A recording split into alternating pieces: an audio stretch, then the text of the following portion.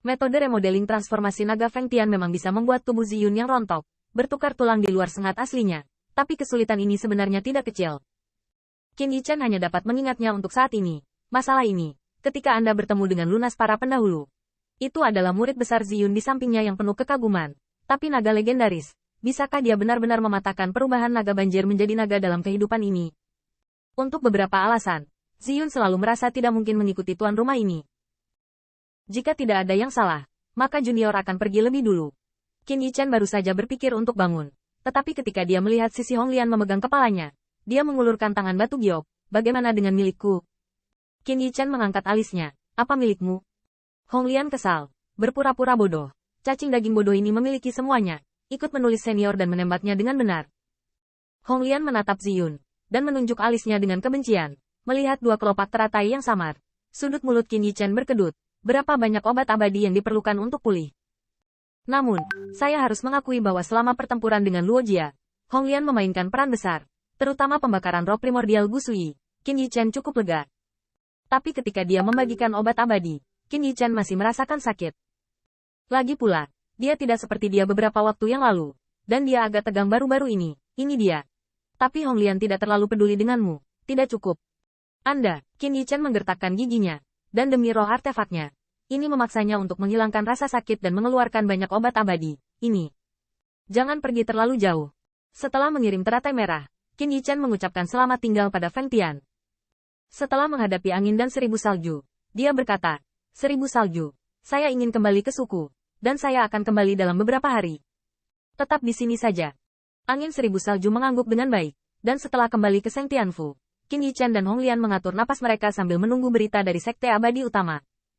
Akhirnya, beberapa hari kemudian, rumor tentang Duan Mulongdou tiba.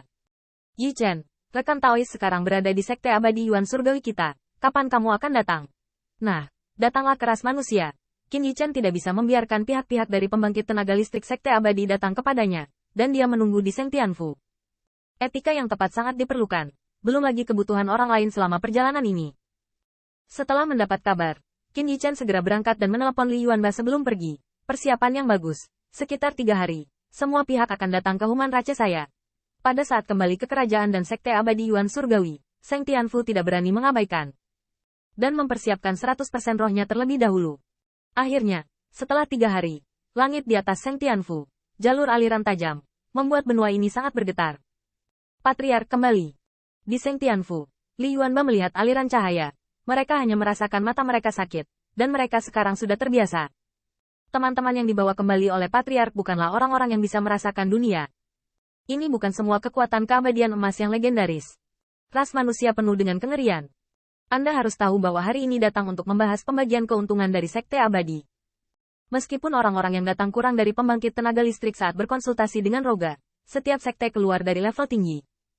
Tetapi bahkan jika satu sisi Sekte Abadi datang dengan hanya 3 atau 2 eksekutif tingkat tinggi, itu tidak tahan dengan domain bintang 2. Ada total 20 Sekte Abadi.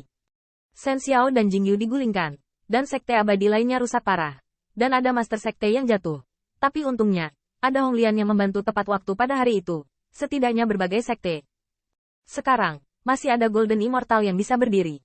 Munculnya puluhan Golden Immortal membuat Human Rache tertegun di tempat. Apakah teman kecil Qin ini kampung halamanmu? Itu, kaya, pembicaranya adalah Pandai Besi Ouyang, pemurni Sekte Abadi Ling Feng. Tetapi ketika dia pertama kali tiba, dia ingin memuji tuan rumah. Tetapi setelah melihatnya sekilas, dia tiba-tiba menjadi miskin. Saya harus mengakui bahwa pembangkit tenaga listrik tempat Sekte Abadi datang berkunjung sebagai tamu. Jika bukan karena wajah Qin Yichen, saya khawatir itu akan dianggap sebagai negara pedalaman. Dalam hal ini, Qin Yichen mengetahuinya dengan baik. Tetapi dia tidak mempedulikannya. Ini adalah rumah surga suci klan. Rumahnya sederhana, senior. Banyak pembangkit tenaga listrik tidak peduli tentang ini. Tetapi Gongsun Xingyang melihat sekeliling.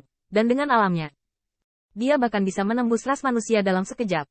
Dan hasil dari melihat ke atas dan ke bawah membuat kulit banyak pembangkit tenaga listrik sedikit berubah.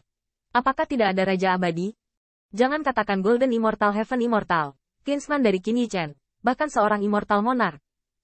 Merasakan jalan surga dan bumi yang terfragmentasi ini lagi, banyak pembangkit tenaga listrik tampaknya memahami sesuatu, dan merasa menghela nafas. Selain itu, sebagian besar pembangkit tenaga listrik memiliki emosi paling banyak. Sebelumnya, Mereka tidak menyangka Qin Yichen keluar selangkah demi selangkah dari tanah yang tidak lengkap dan lemah ini. Di antara mereka, 1000 sulit dan 10.000 berbahaya. Saya khawatir dia hanya mengetahuinya. Yang terhormat semuanya, tolong. Setelah memasuki aula besar Seng Tianfu, Qin Yichen satu demi satu memperkenalkan pembangkit tenaga listrik dari masing-masing pihak, Sekte Abadi. Dan mendengar ras manusia tertegun di tempat. Ini benar-benar kekuatan keabadian emas yang legendaris. Meskipun alamnya sangat berbeda, semua Li Yuanba telah mendengarnya. Senior Elder di Immortal Sect, ambangnya adalah Golden Immortal. Sejujurnya, jika bukan karena vaksinasi Patriark sebelumnya, Li Yuanba, mereka bisa kehilangan kendali diri saat itu juga. Siapa yang mengira bahwa Patriark pergi untuk perjalanan seperti itu, dan teman-teman yang mengundangnya kembali semuanya adalah pemimpin tingkat tinggi dari Sekte Abadi. Melihat Patriark dan tertawa dengan kekuatan semua pihak, Li Yuanba saling memandang, hanya untuk menggunakan keterkejutan untuk menggambarkan, Patriark benar-benar Patriark. Di aula besar surga suci, pihak Sekte Abadi mendiskusikan distribusi keuntungan dari Sekte Abadi. Seperti Sekte Abadi Changyun, pembangkit tenaga listrik yang sayangnya diseret ke jalan iblis dan melahap jantung Tao benar-benar tidak berwajah untuk membagi kue ini. Lagi pula, bagi mereka, sudah 10.000 hidup, bahkan sekali menghadapi pedang rekan Taois. Hal-hal agak tidak bisa dijelaskan. Setelah berdiskusi, Qin Yichen akhirnya mendapatkan manfaat dari Sekte Abadi Sensiao. Kedengarannya sangat sedikit, namun nyatanya, kekayaan yang dikandungnya bahkan melebihi daratan Jizu. Apalagi resep-resep yang dibagi semacam ini cukup masuk akal. Qin Yichen dan Hong Lian membuat prestasi besar dalam pertempuran itu. Tetapi anggota Sekte Abadi lainnya, Dewa Emas, juga menyerahkan hidup mereka. Yichen, akhir-akhir ini kita telah menghitung harta dari Sekte Abadi Sensiao. Ini dihitung sementara dan milik Anda. Saat berbicara, Gong Sun Xingyang bertepuk tangan, dan segera di dalam aula besar, ada kotak tambahan. Jangan pikirkan itu, harta di dalamnya adalah kristal peri yang paling umum. Kotak besar masing-masing dan setiap orang, jika bukan karena luasnya aula besar surga, takut tidak muat.